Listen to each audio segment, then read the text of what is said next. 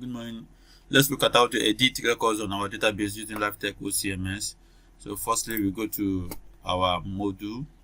Then we create a new content called edit books. So the description is this content, this page will be used to edit our book. So our MVC is view, folder remains, and we click create. So our edit book.html page has been created now. This is it here.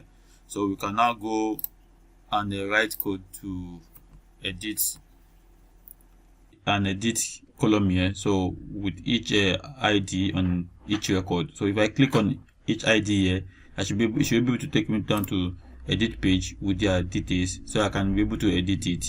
So what I'm going to do next is that I'm going to copy this HTML for this book registration and paste it in my edit content to look the same. So let me go to here and click on edit. So let me look for book registration HTML. This is it here. Let me copy everything. So let me paste it in my edit book. Yeah, fine. So let me run my edit book page to see how it is. So it's still edit. So I'm going to change this book registration to edit book. Edit book. Edit book. So edit book.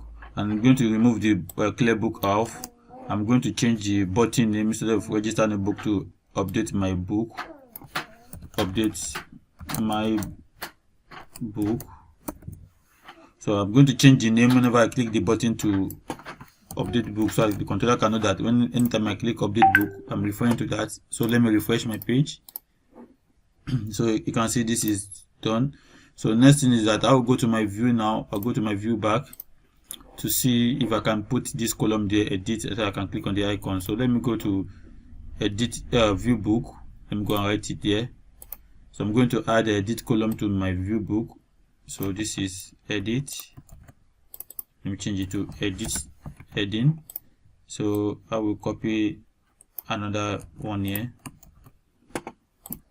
So this one now I will call it my LifeTech general ID.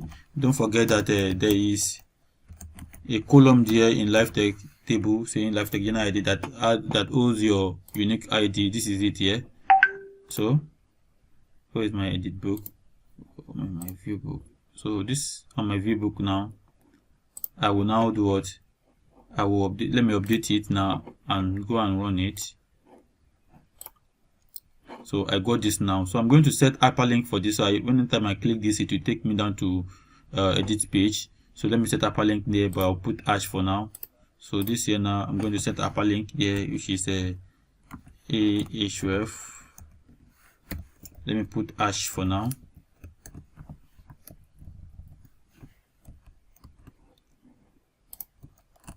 So let me go and run it again. You can see there's hyperlink click here, but it's toggling with hash. So I'm going to put target also, because I want to click it and I want it to go to another tab. So underscore blank. So that is done. So the first way now is that there's another way you can use function, but what I want to do is that I want to go and copy the edit URL page. I want to go and copy the edit book page, the URL for it. So for me to edit my book now, this is the URL. So I'm going to copy it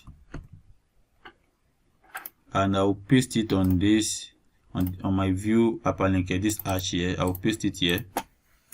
So anytime I click on those records, it will be redirecting to edit books page. So let me go and run my view again.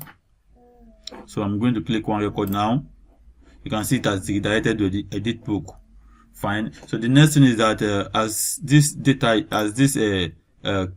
page is reloading to edit page, I want it to be sending the IDE to the controller. So what I will do now is that I can say that, okay, fine, if you are going to that page, I want you to go with this value, edit ID equal to, then supply each ID for them, which is this ID. Copy it, paste it in front of it there. So let me update it. So let me refresh my view page. Here.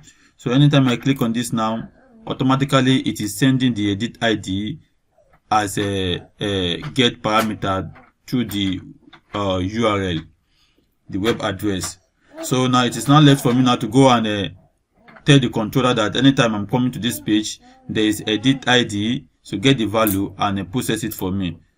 So what I'm now doing is that I'll go to the controller now. That is the next step. Go to the controller now.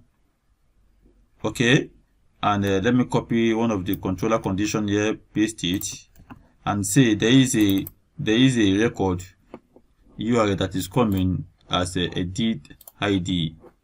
Okay, this is here. So anytime you got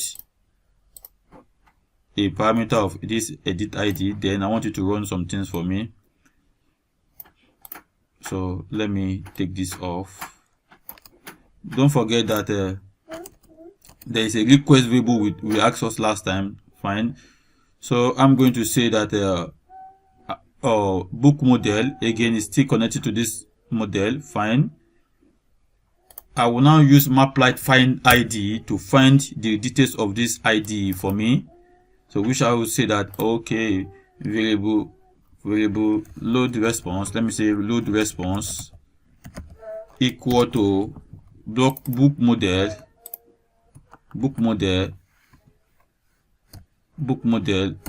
object find ID. Is if you can check it here in the syntax library here. If you look at maplight here, you can see find ID here. Fine, it's there for you. So I'm just writing it there. So find ID, which ID do I want to find? I can just say the ID should be variable edit ID equal to, don't forget the request that is coming from the HTTP request. What is the request ID? Which is this, equals to this. So I already got the ID sent to the browser down here. Then I can say I want the book model to find this ID for me. So if it has done that, automatically it will be loaded here. But for this load response to work on that controller, there is a variable called a global variable. I'm going to declare it now, this load response, because I want it to run on the edit page, since I'm not using jQuery and Ajax. So I'm going to say I want this variable to be seen on another content. So I have done the controller. I finished the controller now. I've finished the controller now. So let's refresh this page. I send this ID to this series. Fine, it's already here, but I need to now set this ISBN number author name to get the value of load response. So I'll go to my edit book now. To continue what I've been writing on it. Now this view book. So this is my edit book. So I will just come here and say the ISBN number value equal to this, which is a live result print. What is my controller name, which is a load response. What is the database table feed name, which is a ISBN. So I'm gonna save this now. Go and test my page. Go and test this. So let me send this data there now. You can see the ISBN number is coming now. So let me see Akindela file, which is 777. Let me click on it. You can see 77 is also coming. So let me also do that for author name and quantity.